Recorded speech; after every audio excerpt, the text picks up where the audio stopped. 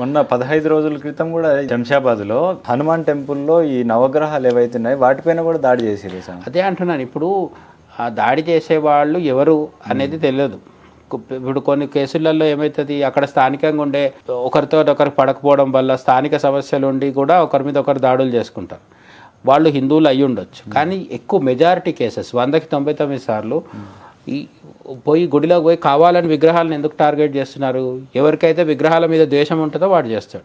విగ్రహాలని ద్వేషించే మతాలు మన దేశంలో 2 ఉంటాయి కదా. హిందువులు సిక్కులు వచ్చి హిందువుల మత విగ్రహాలను కూల్చాలని తాపత్రయం లేదు. శైవులు వైష్ణవుల మీదకి, వైష్ణవులు శైవుల మీదకి పోయే పరిస్థితులు ఇప్పుడు లేవు. మరి ఇంకా మిగిలింది ఏంటి? ఈ 2 మతాల వాళ్ళు. ఈ 2 మతాల్లో అందరు చెడ్డవాళ్ళని ఎవరో అనం. సామాన్య జనాలు చాలామంది ఉంటారు. ఇక్కడ కూడా ఇప్పుడు తెలంగాణలో ఎందుకు జరుగుతుంది అంటే, మన ముత్యాలమ్మ గుడి ఇష్యూలో కూడా ఒక టాపిక్ వచ్చింది. అది పోలీసులు చెప్పాలి, మనం తేల్చేది కాదు, పోలీసులు చెప్తారు ముందు. కానీ ఒక టాక్ ఏమని వినిపిస్తుందంటే, ఇట్లాంటి దాడులు చేసే సంఘ వ్యతిరేక శక్తులు ఎవరైతే ఉంటారో, మతోన్మాదులు ఎవరైతే ఉంటారో, వీళ్ళు ఇక్కడ పుట్టి పెరిగిన ముస్లింలు కాదేమో అని కూడా అంటున్నారు. ఆ పాయింట్ కూడా చూడాలి. ఎందుకంటే ముస్లింలు అందరూ చెడ్డవాళ్ళని చెప్పడం మన ఉద్దేశం కాదు. ఇక్కడ చాలామంది తమ పని తాము చేసుకుంటారు, వాళ్లకు నిలగడిస్తే చాలా అన్నట్టు ఉంటారు. వాళ్ళ బాధలు వాళ్ళకు ఉంటాయి. మతపరంగా మనకు వాళ్ళకి అభిప్రాయ భేదాలు ఉండొచ్చు, చర్చల దాకా అది ఉంటుంది. ఫేస్బుక్లోనో ఇటు ఇంటర్నెట్లోనో మనం ఇన్స్టాగ్రామ్లోనో మాట్లాడుకుంటాం. కానీ ఆ దాటి బయటికి వచ్చి దాడి చేస్తున్నారు. ముత్యాలమ్మ గుడిలో విగ్రహాన్ని కాలుతో అనేది మనం సీసీటీవీ ఫుటేజ్లో చూసినాం. ఒక ముస్లింకి హిందూ విగ్రహము అమ్మవారి విగ్రహం మీద అంత కసెందుకు? వాడు అసలు ఈ దేశం వాడేనా? తీయాలి కదా, ఆరాధియాలి కదా. ఇందులో 2 ప్రభుత్వాలు ఉన్నాయి బాధ్యత. ఇక్కడ బీజేపీని వెనుకసుకు వచ్చే అవసరం ఏం లేదు. హోంమంత్రి అమిత్ షా కూడా చాలా సీరియస్గా దీని మీద దృష్టి పెట్టాల్సిన అవసరం ఉంది. ఇప్పుడు ఈ మధ్య ఒక బయట వార్త వచ్చింది ఏంటంటే, దాదాపు ఒక 5 కోట్ల రేషన్ కార్డులు రద్దు అవ్వబోతున్నాయి.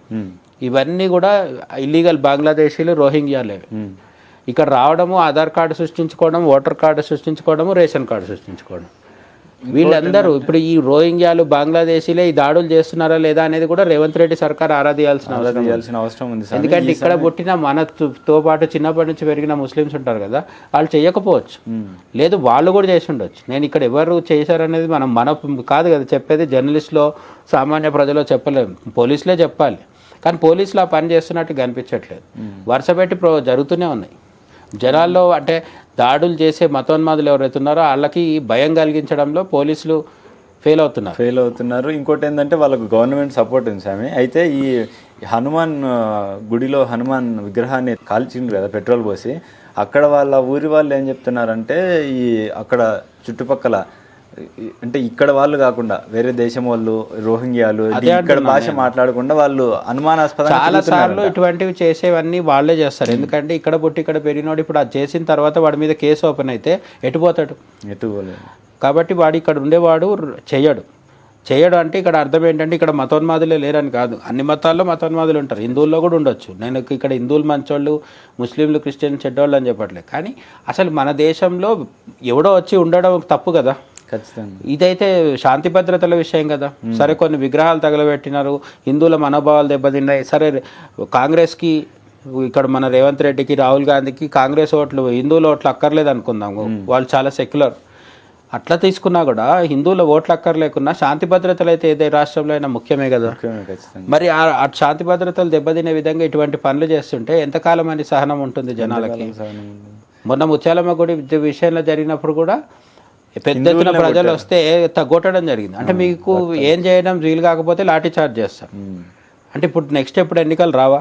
అయిపోయిందా ఇక ఎన్నికలు? దేశంలో ఎన్నికలే లేవా? ఎన్నికలు వచ్చినప్పుడు ప్రజలు తీర్పిస్తారు కదా. కాబట్టి రేవంత్ రెడ్డి కానీ లేకపోతే ఎవరైనా సరే, ఏ రాష్ట్రంలో అయినా సరే ఆలోచించుకోవాలి. అంటే అతిగా మైనారిటీ సంతుష్టీకరణ చేస్తూ ఇట్లనే ముందుకు పోతే మతోన్మాదులు రెచ్చిపోతారు. అందరికీ ప్రమాదం.